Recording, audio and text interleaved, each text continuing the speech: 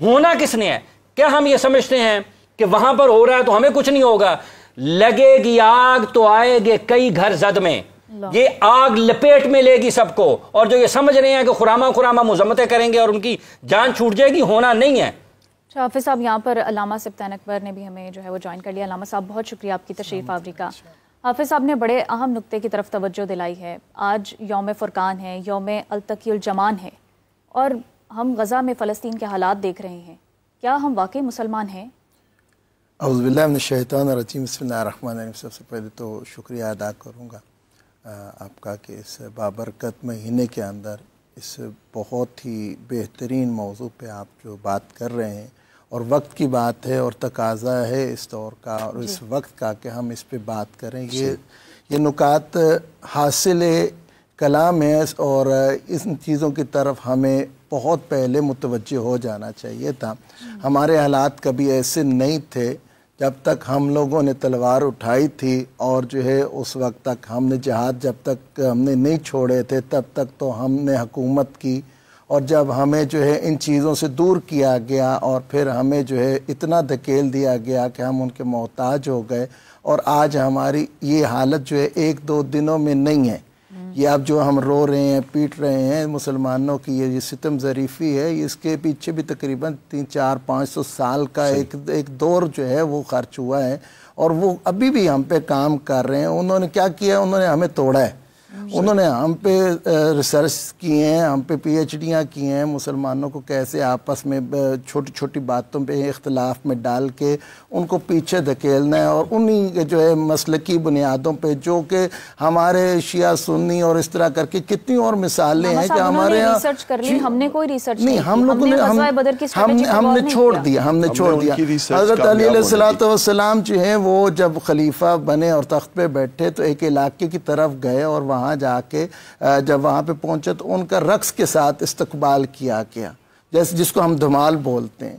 تو مولا نے پوچھا کہ یہ رقص کیا ہے، یہ کیا ہے؟ انہوں نے کہا کہ یہ جو بھی سردار یا جو بادشاہ آتا ہے، جو خلیفہ آتا ہے، ہاں تو ہم اس کا اس طرح استقبال کرتے ہیں، خوشی مناتے ہیں۔ تو مولا نے وہاں پہ منع کیا تھا، مجھے ایسی خوشی نہیں چاہیے، مجھے اگر خوش کرنا چاہتے ہو تو تمہارے ہاتھوں میں تلوار ہونی چاہیے، تمہارے ہاتھوں میں نیزے ہونے چاہیے، تمہارے ہاتھوں میں تیر کمان ہونی چاہیے، کہ میرے ساتھ مل کے اسلام کی سربلندی کے لیے جنگ کرو۔ ٹھیک ہے؟ تو اب مسلمان کو تو جہاد جو ہے ہمارے فروعات کے اندر شامل ہے اور واجب ہے، اور اپنا دفاع ہمیں ہمیشہ ہی جو ہے دفاع کا کہا گیا، ہمیں تو حکم نہیں دیا گیا ہم حملہ کریں، لیکن اس دفاع کے اندر ہم اتنے کمزور ہو گئے اور نالائکیاں اتنی زیادہ ہم میں آ گئیں کہ ہم نے کہا جنگ ہو رہی ہے جی فلسطین میں ہو رہی ہے، ہمارا کیا؟ ہم نے کہا جنگ ہو رہی ہے لبنان میں ہو رہی ہے، ہمارا کیا؟ ہم نے کہا جنگ جو شام میں ہو رہی ہے، ہمارا کیا؟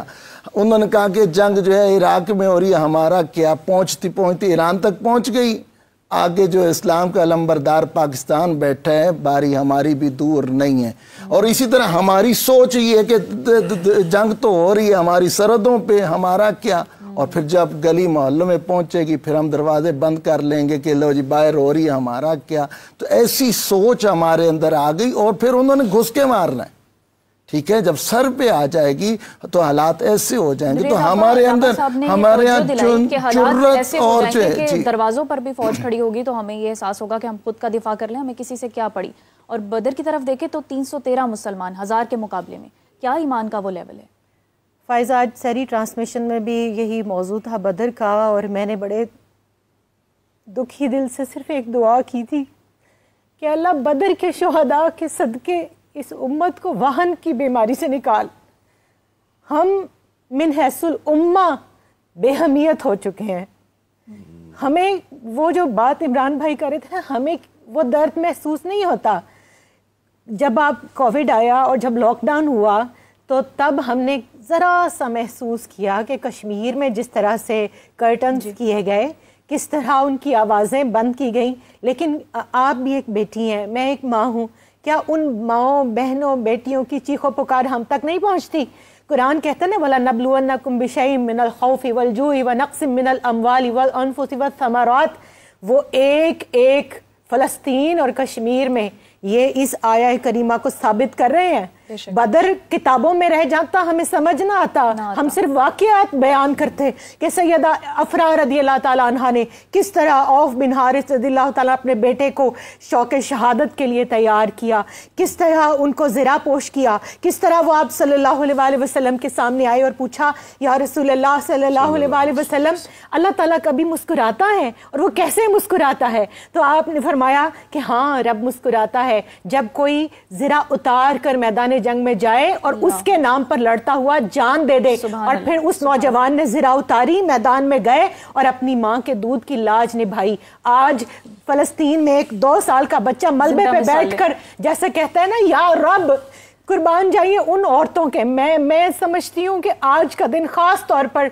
जो इमरान भाई ने नुक्ता उठाया कि 313 और 1000, जंग कभी भी कसरत से नहीं जीती गई, जंग जज्बा ईमानी से जीती गई है। कुल इन कुंतुम तुहिब्बून अल्लाह फत्तबिऊनी युहिब्बकुमुल्लाह, ये अमली तफसीर उन 313 ने वहां करके दिखाई कि हमारे पास वसाइल नहीं है, घोड़े नहीं है, ज़िरे नहीं है, तलवारें नहीं है, तीर नहीं है, हमारे पास खाना भी नहीं है। 17 रमजान मुबारक किस तरह सफर किया, एक सवारी के लिए 3 सवार थे, बारी बारी सवार होते। खाने में क्या था? वो खजूर जो आधी सुबह खाते और आधी शाम को। और जिस तरह से जिन हालात के अंदर वो जंग जो है इम्पोज की गई और जिस तरह से वो लड़ी गई, फिर अल्लाह ने वो फरिश्ते उतारे। तो आज हम बड़ी आसानी से ज़फ़र अली खान को कोट करते हैं कि फ़ज़ाए बदर पैदा कर, फरिश्ते तेरी नुसरत को उतर सकते हैं गर्दों से कतार अंदर कतार। अब भी सन 65 की जंग मुझे याद है, मेरे वालिद उस जंग में शरीक थे।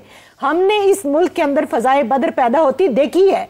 ऐसा नहीं है कि वो बहुत पुराना किस्सा है, वो इसी दौर की बात है। तो आज पूरी 57 इस्लामी ममालिक के हुक्मरानों के आगे मैं एक बेटी होने के नाते हाथ जोड़ के कहती हूँ कि मेरे पास दुआ के अलावा कुछ नहीं है, लेकिन आपके पास तो सब कुछ है ना। आप तो उठे, आप तो इस उम्मत के लिए बदर के उन शोहदा की अमली मिसाल बने, उनके पैरोकार बने, उनके गुलाम बने, अपना माल, अपनी जान, अपनी औलादें, अपना सब कुछ। या क्या ये हदीस पाक सिर्फ मिंबर और मेहराब के लिए कि जो फरमाया कि ला युमिनु अहादुकुम हत्ता अकूना अहब्बा इलैहि मिन वालिदिही व वलदिही वन्नासी अजमाइन? क्या मुंह दिखाएंगे हम सरकार दो आलम सल्लल्लाहु अलैहि वसल्लम को? हाफिज साहब, मैं आपसे ये जानना चाहूँगा कि मुस्लिम उम्मा जो है वो मुसलसल कमज़ोरियाँ दिखा रही है, तो इसकी वजह दीन से दूरी है या कुछ और वजूहात? कुरान से दूरी जी। हज़रत अल्लामा इकबाल ने फरमाया था, अल्लाह ताला उनके दर्जात बुलंद फरमाए, वज़ा में तुम नसारा तो तमद्दुन में ये हनूद, ये वो मुसलमान है कि जिन्हें देख कर शर्माए यूँ। कुछ अल्फाज आगे पीछे हो सकते हैं। दिल से जो बात निकलती है असर रखती है, पर नहीं ताकत परवाज़ मगर रखती है। ठीक है, तो आज बुनियादी तौर पर जो आपने सवाल किया है भाट साहब, कुरान से दूरी है और वो कोई एक जगह पर नहीं है, वो हर जगह पर है। ये कैसे हो सकता है ना? ये मुतसादम है, चीज़ें ये रिलेट नहीं करती हैं। क्यों हमारे नौजवानों में शौक़े शहादत नहीं है? 313 की हम बात कर लें बदर में या 72 की बात कर लें करबला में, डॉक्टर साहब।